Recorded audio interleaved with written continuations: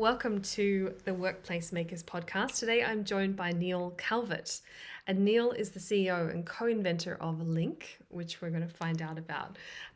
He has 25 years of data, information, and technology experience alongside a business analyst and customer success background. And together, those elements of his career have really driven the creation of Link and created this tool that helps accelerate an organization in the areas of change where they need to be successful. So Neil is bringing a systems thinking approach. We're going to explore this area of information management, but also how we can understand the organization and the way that it's working by using a tool like Link or the digital twin kind of concept. So it's great to have Neil with us. He is a passionate kayaker who enjoys camping and attends his gym. Neil, welcome to the podcast. Hi, Nina. Thanks for having me. Great to be here. Great to have you here. So, the accent. I just realised we haven't touched on your background. You're in New Zealand at the moment, but where did your career start? In the UK. So I am British by birth, Nice. but have been in New Zealand now for 14 years. And this year got my citizenship and even now Amazing. have a Kiwi passport. So I'm very much Amazing. here to stay. But yeah, worked until we moved to New Zealand, all in the UK. Yeah. And you haven't been practicing the accent? A few bits creep in. My son certainly has more of a accent. He's 15 and Yeah. I think they pick it up faster. So Yeah, it's for yeah. sure. For sure. And so you and I are working together on this service that helps teams work together more effectively. And we're using the Link tool that I've just mentioned, the business value analysis tool. So can you tell us, what does Link solve, and where did the idea come for it? What did you see was a problem that needed to be solved, and then create Link to solve it? Yeah, sure. So I think it stems back to why do I get out of bed? And someone asked me this actually quite recently, and I finally managed to put it into words. And it's, why do I do what I do? And it's to help make change successful. And Mm, the thing that we saw, and I still see, is that people really struggle to put change through their business and actually achieve good outcomes from it. mm, There's a lot of guesswork that goes on, a lot of hopes and dreams and aspirations, and not an awful lot of data and evidence to help leaders understand whether that change is going to be successful or not. And there's some mm. horrible statistics which still suggest that 70% of change projects inside organizations fail. And Yes. if you look at global change, that it's a massive number.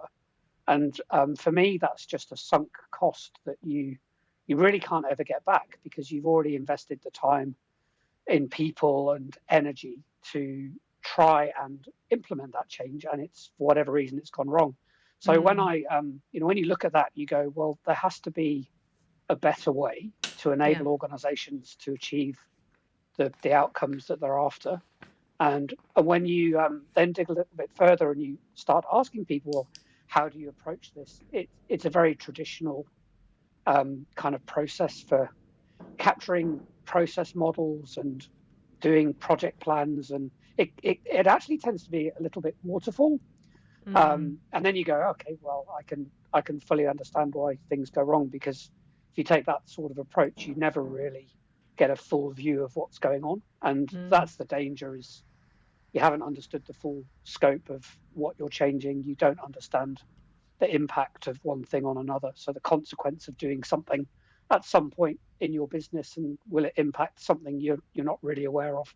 And so Yeah. Link was really a response to that, to try and go, well, actually, there really has to be a better way. Why Mm, why have we not come up with something? And so we decided we'd come up with something. And what yeah. we've ended up with is this tool, which I think does address that particular challenge, and possibly a lot of other things as well. Brilliant. And is that, I guess, one of the things that you love about it, that you see this potential in this digital twin concept and Link to offer that, in that it's it's clarifying things that potentially people didn't have an awareness of that could have derailed a change project, for example. And yeah, is there anything in that you're particularly, I guess, an example of um, of where you've seen that work particularly well? Yeah, sure. So the thing the thing I love most is the platform's ability to help people actually visualize what they do. Mm, And when you bring a team together that is working to deliver an outcome, and you ask them to consider what they do, why they do it, how they do it, and you actually build that visualization for them, the the change happens immediately in the room. The number of mm, times I've started to model things and people go, "Oh, why on earth do we do that?"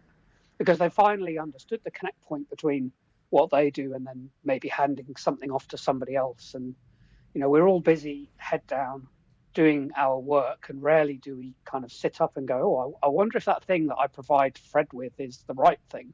And Fred's mm, busy with his head down, kind of going, "Oh, I wish Sally would give me this in this way instead, but never mind. I know she's busy, so I'll just fiddle with it myself and make it right for me." And that type of thing happens in business all of the time. So when you mm. actually get to draw it, we always say a picture's worth 1,000 words, right? So Yeah. when you actually get to draw these things with people in the room and they're describing to you what they do and how they do it, and you connect all of this together, um, it's incredible that people look at that and go, "Wow, I've never seen that before."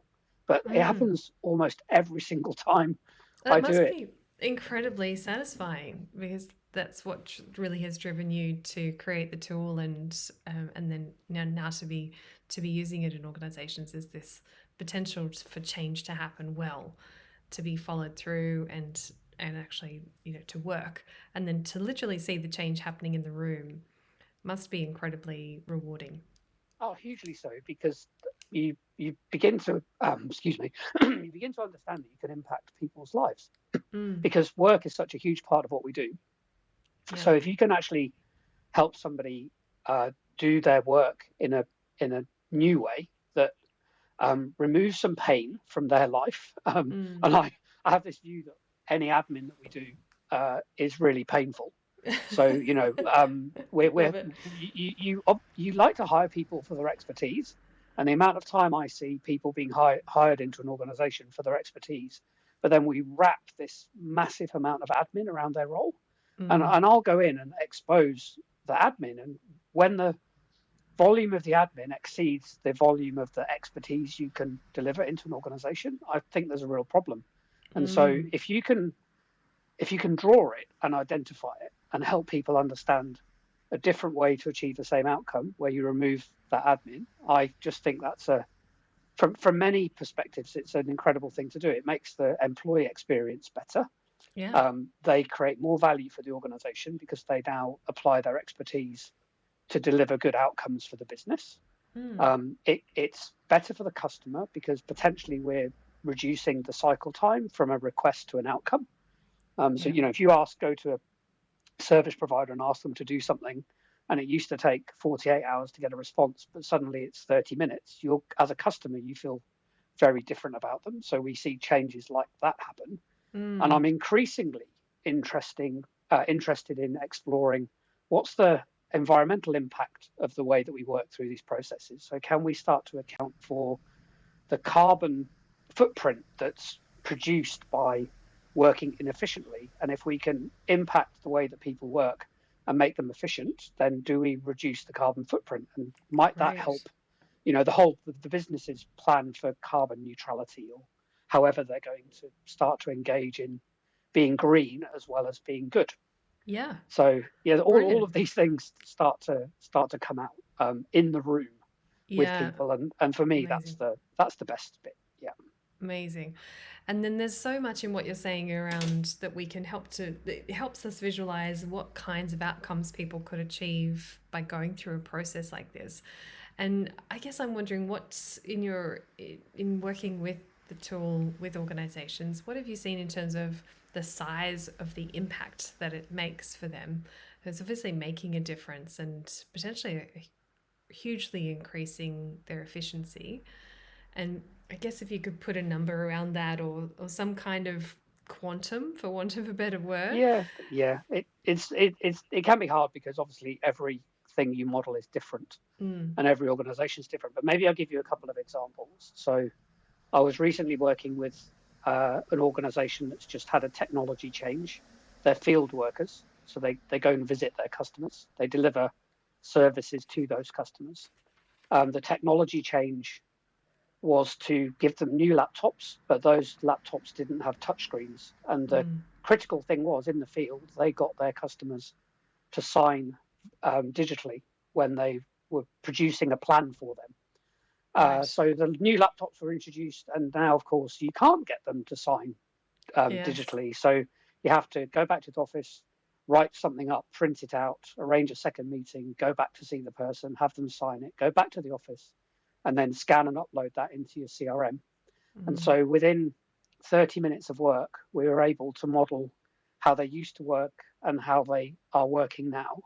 And the mm, quantities were, astonishing. It added 10,500 hours a year to the process based on some mm. assumptions that we'd made around travel time, and we knew the number of meetings that they were holding annually. So you can get some very accurate data around that. But 10,500 hours of extra time, which equates Mm, to just over 6 full-time equivalents, an mm. extra $135,000 worth of cost, and I think it was something like 1,400 metric tons of carbon added to the process as well. Wow.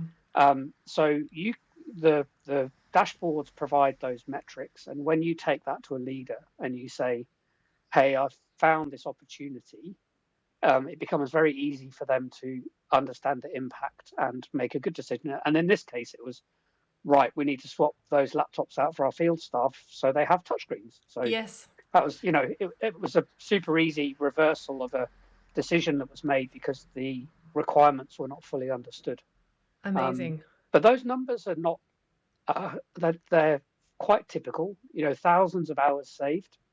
And for how, And what size of group are we talking about for when they were oh, doing that those thousands of hours? teams, so maybe a recruitment team might be Mm, half a dozen people, mm, working to recruit roles into an organization. And if mm, you, large agencies will, recruit 800 plus people a year into the business. And if you mm, start to um, find crazy processes for publishing job adverts or dealing with the candidate as they go through the process, and there's lots of paper and email and phone calls and potentially visits and rework by rewriting job descriptions and republishing adverts and that kind of thing. If you have a holistic view of that process from end to end and you say, well, why don't you reuse this content here? Why don't you capture it once and have some templated work?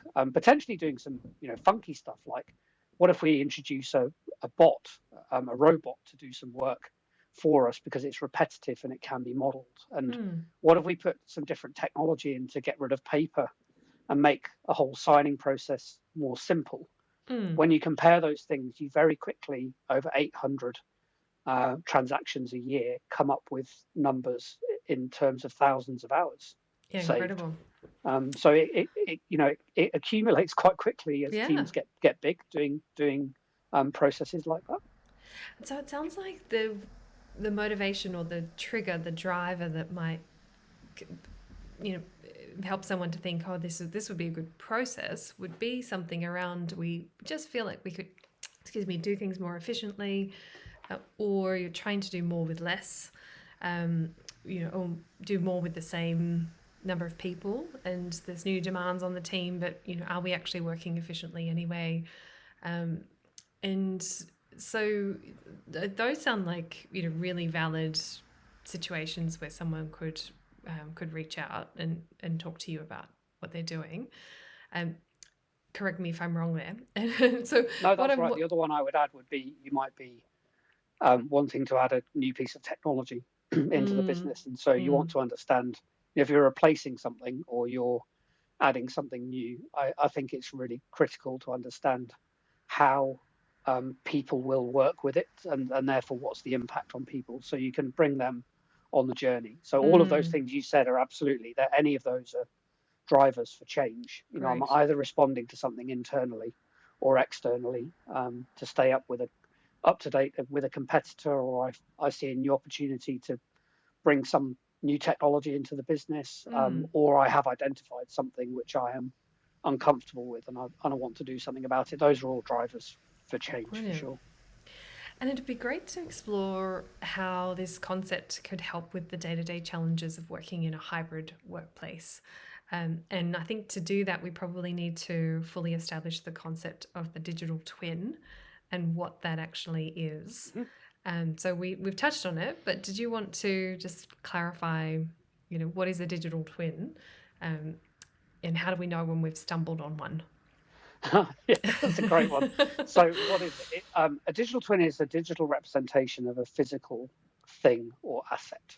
Mm-hmm. So, typically, I guess people will have seen these great big diagrams of wind turbines and jet engines. When they're all componentized, and you can, Mm, and it's effectively a digital drawing of them.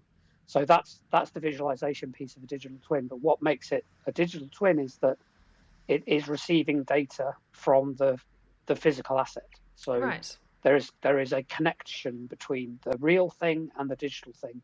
And when you look at the digital thing, you can understand what is happening to the real thing.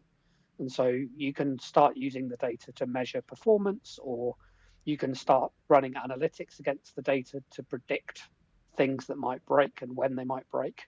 Mm, So that's primarily what a twin is. And we've taken that concept and said, well, an organization's a physical thing. It's got people in it, and those people are doing work. And to do the work, they have to use some tools. And mm, to know how to do the work, they need to know stuff. So there's mm. data and information. And so you can apply the principles of that twin that we might be more familiar with to the concept of an organization. And so you are building a digital representation of how a business works in our case. Mm, mm, And then you are putting data in that. So, and you get that great. currently by talking to people, but in the future, as we develop out the platform, we we will be connecting to things inside the organization that make sense for us to connect to, so we can gather Mm, more data, because the more data we have, the better analytics we can provide. And once you're doing that, you can present the data in different ways to people in order to help them understand what they've got. mm. Yeah, so interesting. And so you've been applying Link in a variety of organizations that are working um, virtually, remotely, or some degree of hybrid, or they're in the office. And so, what have you seen in terms of how it helps with those day to day challenges, or what potential even does Link and that concept of a digital twin have to to help solve some of the challenges when we're in this hybrid workplace where we've got people in the office, at home, sometimes in varying degrees of at home or in the office, sometimes ad hoc changes, sometimes information flow is not particularly well organized. Sometimes people are missing out on key pieces of information. Meetings aren't necessarily running well. Um, yeah, so there's a few of the challenges that I see, and how does it help with that the general challenge of hybrid work? So I think it comes back to helping paint the picture of how people will work together, how they'll communicate, share content, Great. etc., in order to deliver whatever the business needs to say, hey, we've created some value here that's good for our organization. So in that hybrid environment, when you've got people in the office, it can be really easy just to go and have a conversation with somebody, Mm, get an answer, go and do something. But if you're not there, even if you're in another part of the organization, or if you've got part of the team at home, then obviously that knowledge is not shared. And mm, so that concept just gets repeated in different ways. It might be I'm emailing somebody something. So what about everybody else? Or I have a piece of content on my computer. But what about everybody else? mm, And in the office, it can be easy to resolve because we can just go and talk to someone, or pick up the phone or have a meeting. But when your workforce is split, and you want to try and deliver some continuity and enable people to have the same learning experience, and have access to the same knowledge, because then we know people are doing things which, is the best practice way of delivering something. You need to come up with different solutions for that, and often technology helps us. I mean, look at the usage of Zoom over the last 3 years because of COVID.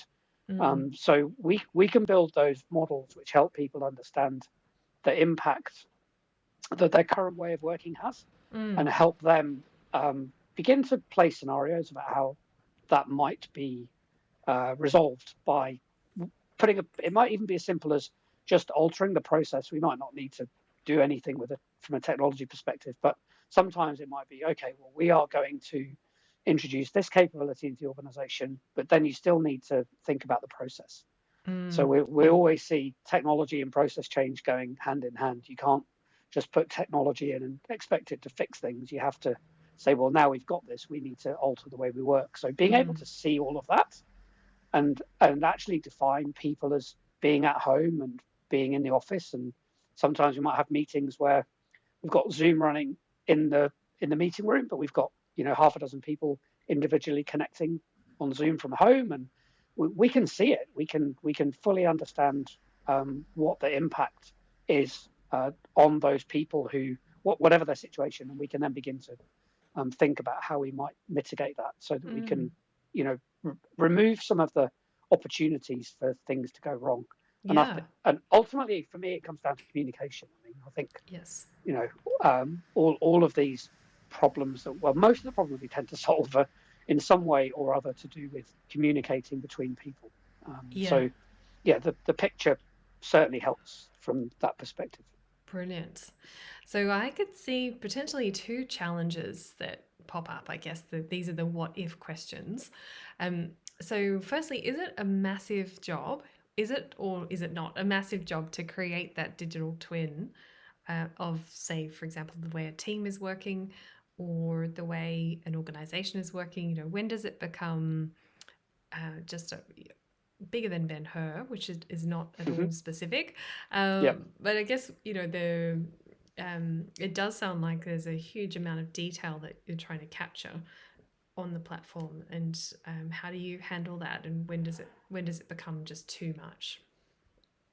So if you were going to say, right, we're going to model the whole of our business, that would be a huge job, and you'd want to know why you were doing it. So that typically is never the first engagement with a customer.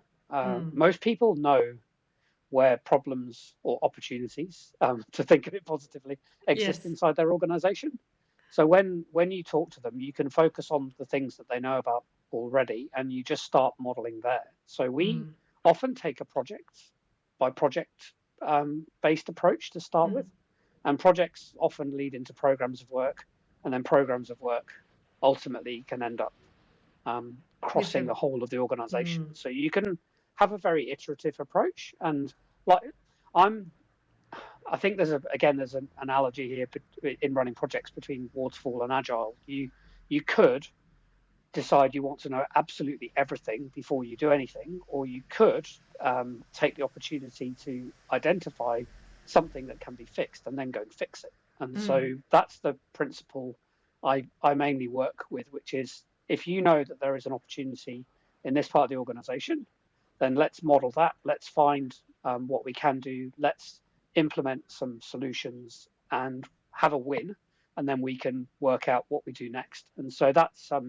I'd say 100% of the organizations I've worked with, we've taken that approach. And Great. eventually, I think you get to the point, I've got a dozen models, or 15 or 25, or whatever the number is, and I've covered 80% of the whole of my organization. And that's how you end up building a digital twin of the whole business. While The level of finding detail all of thing's these, interesting as what's that? well. Sorry. Sorry. No, no, The you level go. of detail point you made is interesting as well, because you can find you are down at the micro level capturing what people do. And I always say to organizations when they're doing this, well, you need to be aware of the outcome that you're trying to create. And if this is an area that is not a concern, then we might not need to capture at the level of detail that Mm, we would want to if we were identifying a problem area, because those are the things you want to go and have a good story to tell to people. And so you mm, need a bit more content, and we can alter the level of detail within the model as we go, so you can capture problem areas very accurately and down to the minutiae, because you want to elevate the problem through storytelling. mm, But the stuff that you're not going to change or you're happy with, you maybe just generalize a bit in order to still put the volumes and the metrics and things in, but the way you capture might be slightly different. So having that flexibility is just built into how we approach this, and the models in the platform cope with it really well. So we can kind of yeah, great. overcome most things like that as Yeah. once you get started. Yeah. And the second major challenge I see from where I'm sitting is that sometimes we don't always want to know what's under the rock. We actually kind of don't want that bug Yeah. to crawl out. So, how much do you encounter that? Where does that become a problem?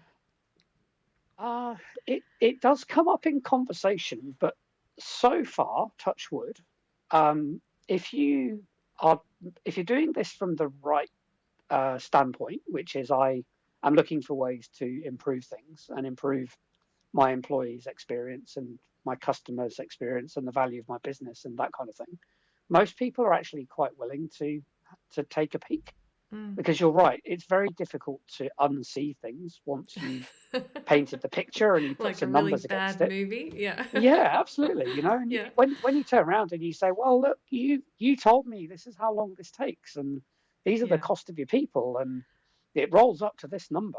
Yeah. I don't like that. Well, No. I'm sorry you don't like that, but that's the reality. Yeah.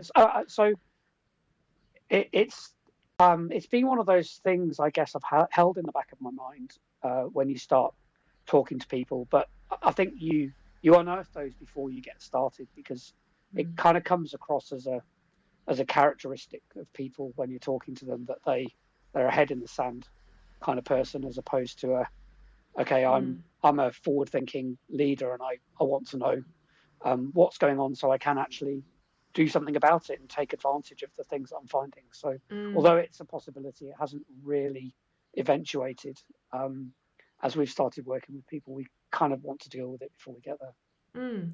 And I'd say alongside that difficult information is the possibilities, as you talked about, of where efficiencies can be created. So there's a very tangible, strong reason to see I guess, like a leader, for example, could say, "Oh, now I know that we can cut our budget here, or we can be more effective there."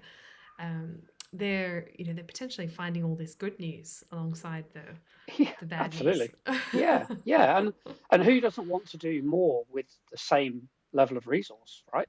Mm, Um, and because that's scaling as opposed to growing. mm, Organizations that achieve more by just throwing more people resource at it, I think they're missing a trick, really. So mm, as you go through the capture and you start to present the insights through the platform to people, mm, it really is about identifying those opportunities. And we'll all have used the term, I want to make someone look like a hero. And if you can give data and evidence to mm, a leader, so they can go to a decision maker and say, if we do this, we will achieve this.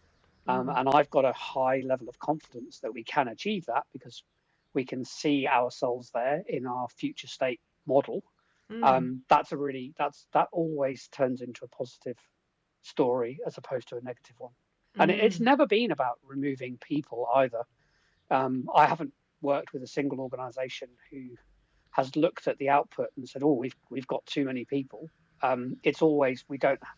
People are working more than they are being remunerated for, or mm, there are extra pressures on people, so we're not able to do everything that we want to do. And if you yeah, can give people time back, um, and that's emotional energy as well as actual time to do things, so they can think differently, do some of the innovative things that everybody really wants to do but never finds time to do. If mm, you can engage businesses to give them that type of time back, that's a hugely positive thing for them to do.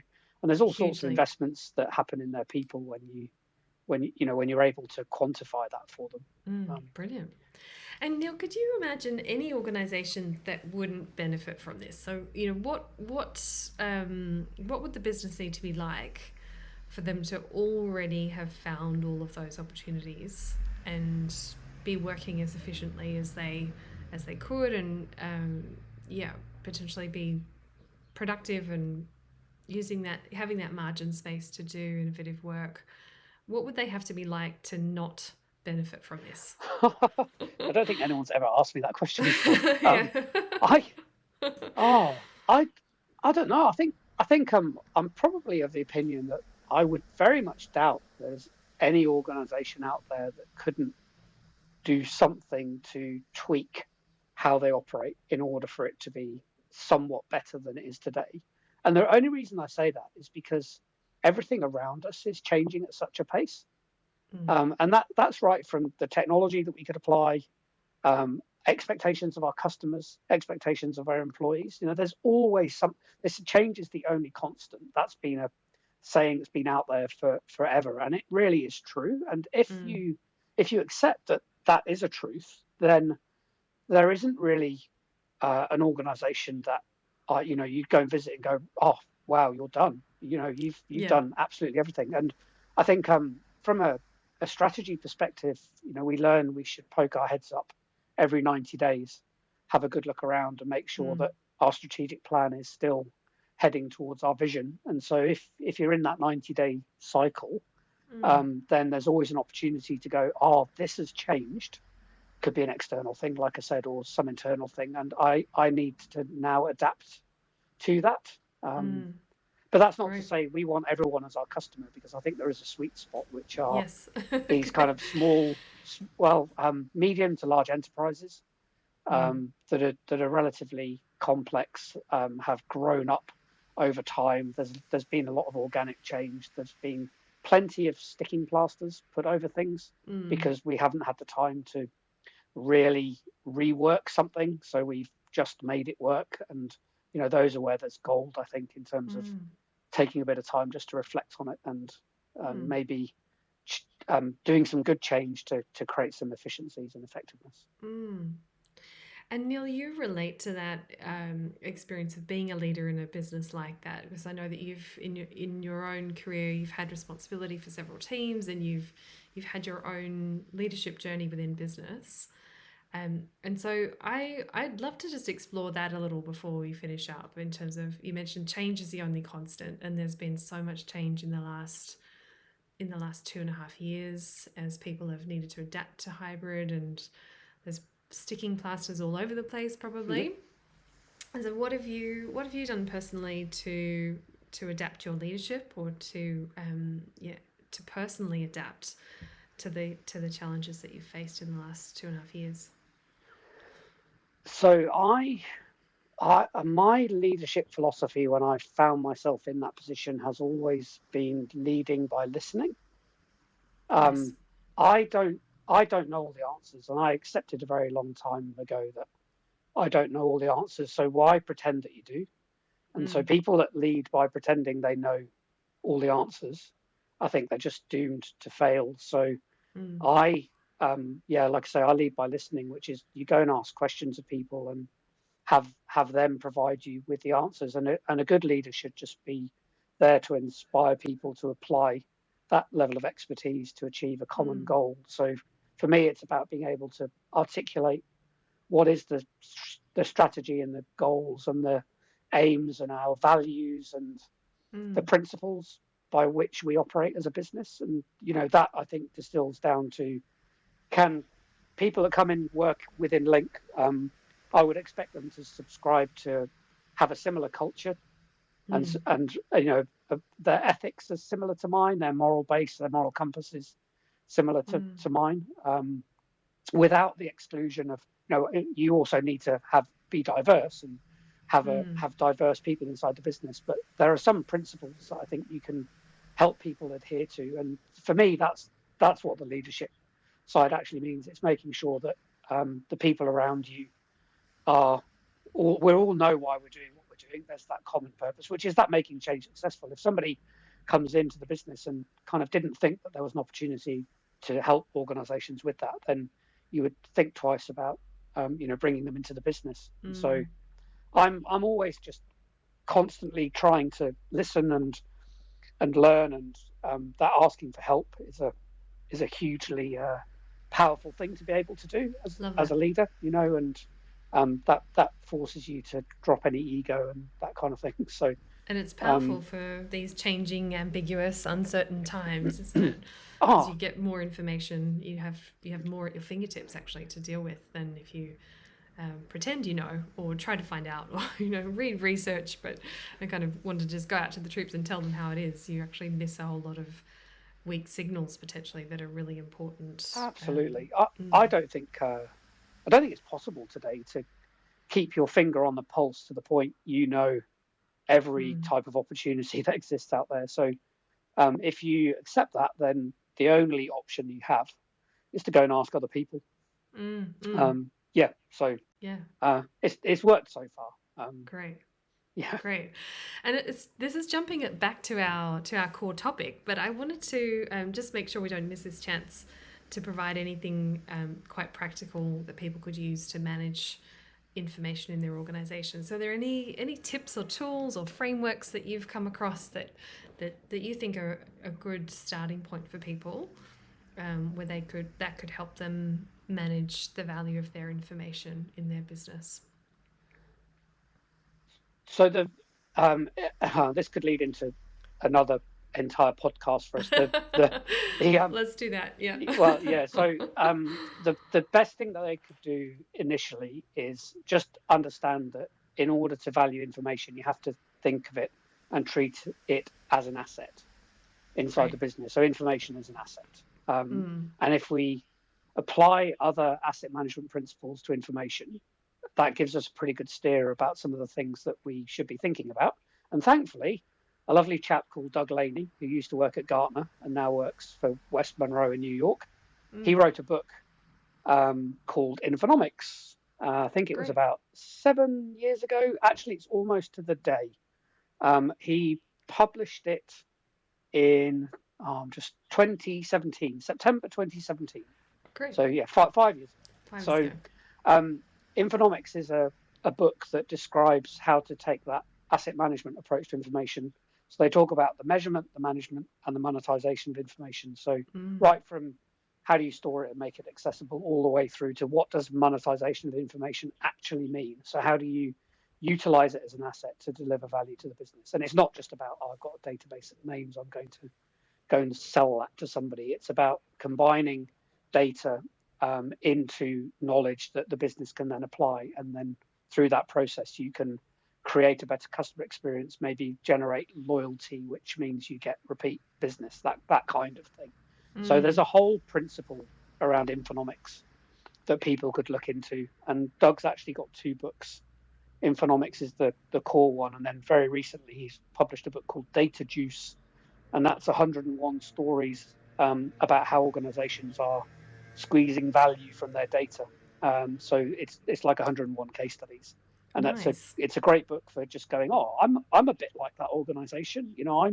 I want to do digital marketing, so there'll be a digital marketing case study, or I'm thinking about some machine learning for a particular piece of data I've got inside my business, or I've got, I want to do big data projects because I've got a data lake, and so there'll be some big data case studies inside the book as well.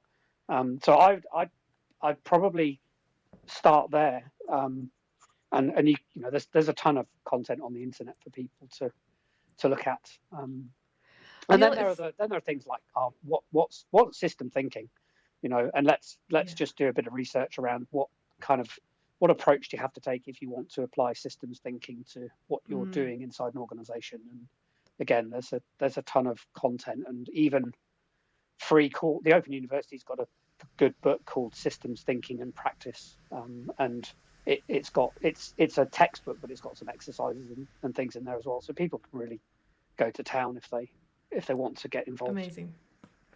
Amazing. And thank you for those incredible references, and also for to me, anyway, explaining in such a beautiful way how information is really at the center of our challenge with hybrid working, and doing this knowledge management piece essentially is I guess my take on it around where is the information, how can we manage it, measure it, manage it, and then monetize it, and what's the value of it.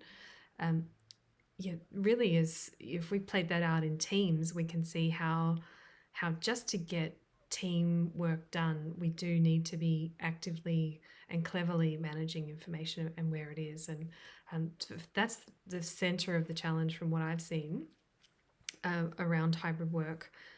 Apart from all the relationship management and all the other communication, but in terms of getting work done, this is really central to the challenge of hybrid work. So I think it's incredibly timely, and the conversation today just highlights how there is a lot more going on, I think, once people actually peel back the covers and or look under the Yeah, rock, yeah, definitely. and have a think about how well is hybrid working in my organization, and it's such an important question, because we can't just kind of bumble in for the next decade and expect that things are just going to be okay.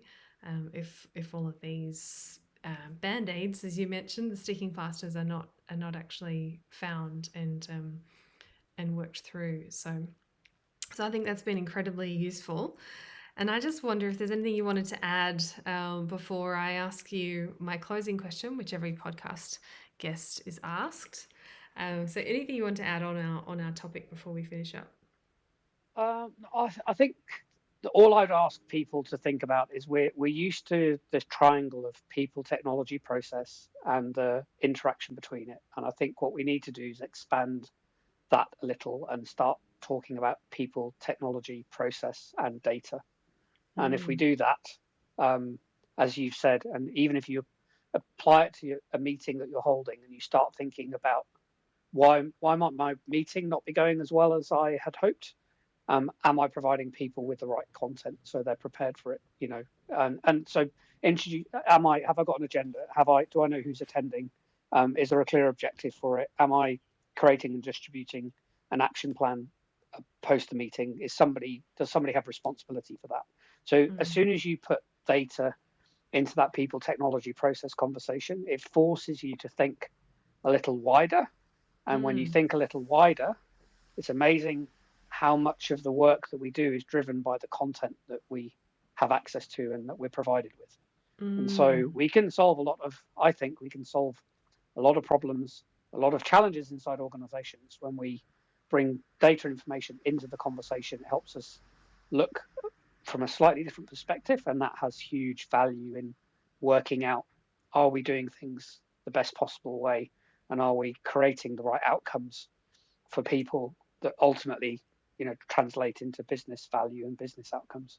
So people, Very technology, exciting. process, data, that's my final thought. Well, I think that's fantastic, and I just have the sense that in 5 years' time we might look back at this conversation and just realize how timely it was, and how there's so many people who've caught on to the importance of this and are working with these concepts from that point on. So I think it's just so timely.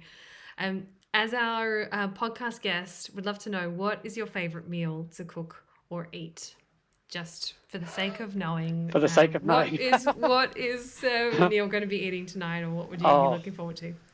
So my parents always used to say to me, "Come and help in the garden or cook dinner." Oh, When I was a kid, nice. and I always chose cooking dinner. So as a Great. result, I hate gardening and I love cooking, unless it's gardening for things I can eat. So which is different from the type of gardening they did. So I've cooked since I was about 8 years old. I Awesome. love cooking on fire. So I have a Cool. charcoal barbecue as opposed to a gas barbecue. And if you're Yeah. cooking on a charcoal barbecue, a good steak, so good dry Yeah. aged steak, or a shoulder of lamb are probably my favorite Nice. things to cook on the barbecue. So That I'm sounds always up for a good great. steak. And then the kind of polar opposite of that is I'm also a massive sushi fan. Oh yeah, I love that sushi. is so different to char Yeah, grilled, yeah, yeah, steak absolutely. and lamb shoulder. I love sushi. And when I'm away actually with work and I have to eat in a hotel room or something like that, my first thing I'll Nice. look for is, someone that Uber Eats or whatever that will deliver sushi. A good sushi. Yeah, Brilliant. yeah. So Brilliant.